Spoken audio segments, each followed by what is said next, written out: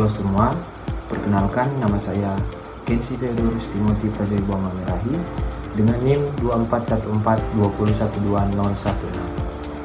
Dan pada saat ini saya adalah mahasiswa aktif di Universitas Pembangunan Indonesia Manado, dan tujuan pembuatan video saya pada kali ini yaitu untuk melakukan perbaikan nilai pada mata kuliah manajemen dan kepemimpinan dalam keperawatan. Nah, yang pertama yaitu suka dan duka menjadi perawat di Universitas Pembangunan Indonesia Manado.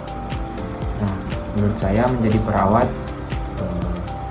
khususnya menjadi mahasiswa perawat, adalah perjalanan intensif yang memadukan dedikasi kemanusiaan, penugasan ilmu medis, dan ujian mental. Nah, perjalanan ini syarat akan tantangan fisik, emosional, namun juga memberikan kepuasan batin yang luar biasa. Ada beberapa hal yang membahagiakan atau suka, yaitu kepuasan menolong sesama, melihat pasien sembuh, dan tersenyum berkat perawatan Anda memberikan kebahagiaan yang tidak ternilai harganya. Nah, yang kedua ada ikatan kuat antar teman, yang biasanya beban tugas yang berat seringkali membentuk solidaritas tinggi dengan sesama mahasiswa atau teman-teman di kampus. Yang ketiga, keamanan finansial dan karir. Nah, prospek kerja yang sangat tinggi dan jelas selalu dibutuhkan di berbagai fasilitas kesehatan seperti rumah sakit maupun di klinik.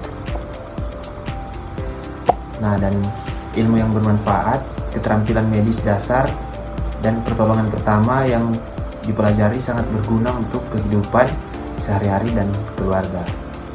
Ada pula tantangan yang dihadapi atau duka, waktu tidur yang minim, misalnya jadwal kuliah atau praktek laboratorium dan tugas laporan ASKEP seringkali menyita waktu istirahat kita sebagai mahasiswa.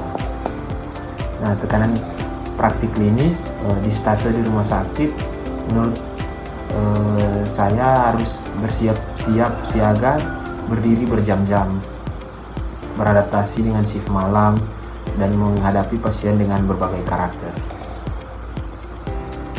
Selanjutnya, mental yang harus kuat, harus terbiasa menghadapi kondisi kritis sehingga kedukaan pasien yang menuntut kestabilan emosi. Kemudian pengalaman belajar manajemen dan kepemimpinan dalam keperawatan. Nah,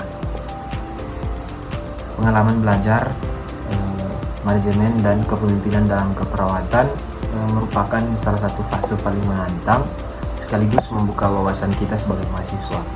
Nah, berbeda dengan stase klinis yang berfokus pada perawatan langsung kepada pasien, yang mana stase ini melatih mahasiswa untuk mengelola sistem ruangan, mengorganisasikan tim, dan mengambil keputusan strategis.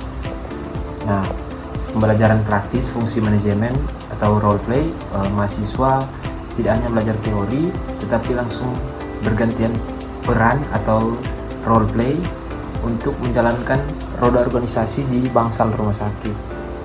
Yang pertama menjadi kepala ruangan atau yang biasa kita sebut karu, belajar menyusun perencanaan atau POAC, kemudian membagi jadwal dinas, memimpin rapat, dan melakukan supervisi mutu pelayanan ruangan.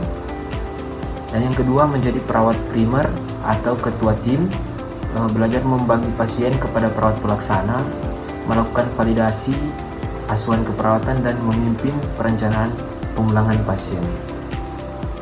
Kemudian menjadi perawat pelaksana. Menjadi perawat pelaksana melatih kedisiplinan dalam memberikan tindakan langsung dan mendokumentasikan asuhan keperawatan secara akurat sesuai arahan Katim. Kemudian menguasai komunikasi manajemen struktural. Nah, pengalaman berharga lainnya adalah melatih soft skill komunikasi profesional yang jarang diasah di stase lain. Misalnya timbang terima atau ofensif, belajar menyampaikan laporan, perkembangan pasien secara taktis, valid, dan terstruktur. Biasanya menggunakan metode SBAR Dan kemudian ada pre dan post conference atau memimpin diskusi singkat di awal dan di akhir shift untuk menyamakan persepsi tugas dan mengevaluasi kendala yang terjadi selama dinas. Yang ketiga, pendelegasian tugas atau belajar melimpahkan wewenang tugas klinis secara jelas dan legal kepada rekan sejawat tanpa memicu miskomunikasi. Nah, ada pula beberapa tantangan yang dihadapi, yaitu manajemen konflik nyata. Kami sebagai mahasiswa dituntut belajar menengahi konflik baik antar teman, sekelompok yang kelelahan, maupun menyelaraskan komunikasi dengan perawat senior. Kemudian beban administrasi tinggi, waktu sering kali tersita untuk mengurus tumpukan berkas instrumen audit, buku overrun, hingga pembuatan proposal perencanaan program perbaikan ruangan. Nah, ujian mental pemimpin, tidak semua orang terbiasa berbicara di depan umum atau menegur rekan sejawat, sehingga stase ini memaksa mahasiswa keluar dari zona nyaman untuk menjadi tegas namun tetap asertif. Nah, dan ada beberapa juga nilai positif yang didapat. Yang pertama, kesiapan transisi kerja, memberikan gambaran nyata bagaimana lingkungan kerja perawat profesional yang sebenarnya sehingga mahasiswa tidak kaget saat lulus nanti. Nah, dan ada sudut pandang yang luas, mahasiswa tidak lagi melihat rumah sakit hanya dari sisi menyuntik atau memasang infus, melainkan paham bagaimana sebuah sistem pelayanan kesehatan bermutu dijalankan atau dipertahankan. Selanjutnya, pengalaman belajar dengan dosen Nerheski. Bisa dibilang Nerheski merupakan salah satu dosen favorit saya di kampus Universitas Pembangunan Indonesia Manado. Belajar dengan beliau biasanya lebih terasa santai, interaktif, dan relevan dengan tren terkini. Ner juga sering menggunakan teknologi terbaru, lebih mudah didekati di luar jam kuliah, dan memahami gaya belajar mahasiswa masa kini. Namun terkadang mahasiswa masih menyesuaikan diri dalam manajemen waktu mengajar.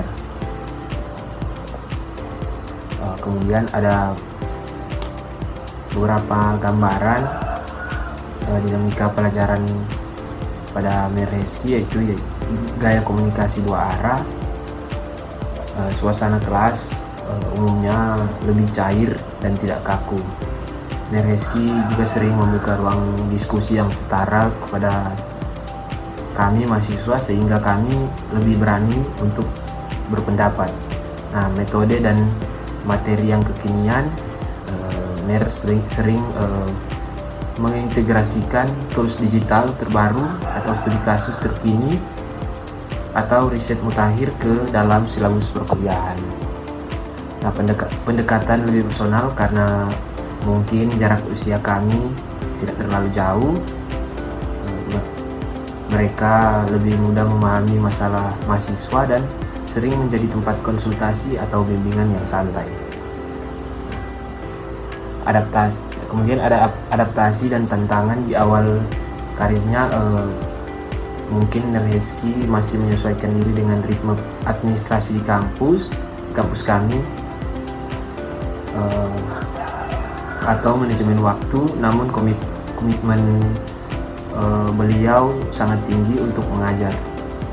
Dan yang terakhir, untuk adik-adik yang masih duduk di bangku SMA maupun yang baru menyelesaikan studinya di bangku SMA, marilah bergabung bersama kami di Universitas Pembangunan Indonesia Manado, khususnya Fakultas Keperawatan.